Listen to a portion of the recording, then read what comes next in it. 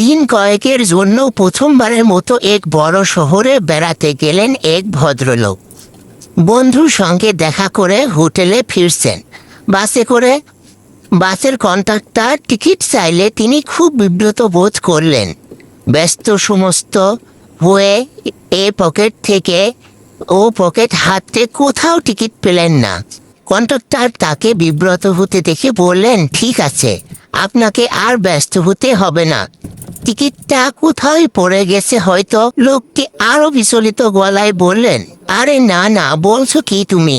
টিকিটটা না পেলে আমি হোটেলে ফিরবো কি করে? টিকিটের পিছনে যে হোটেলের নাম লেখা আছে। এক পার্টিতে ভদ্রলোককে চিনতে না পেরে এক তরুণী জিজ্ঞাসা করলো, আপনি কি করেন? ভদ্রলোক বললেন, আমি পদার্থবিজ্ঞানের ছাত্র। তরুণী অবাক হয়ে বলল, কি, আপনি এখনো ছাত্র? আমি তো গত বছর পাশ করেছি। ভদ্রলোক তখন আমেরিকায় প্রিন্সটন শহরে উচ্চতর বিজ্ঞানের উপর গবেষণা করছে। বিশাল এলাকায় বিরাট বড় বাড়ির একটা ফ্ল্যাটে থাকেন। বাইরে গেলে প্রায়ই ফেরার পথ ভুলে যান।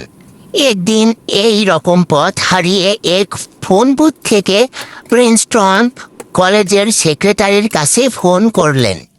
আমাকে দয়া করে ঠিকানাটা বলতে পারেন? ওটা বলা যাবে না।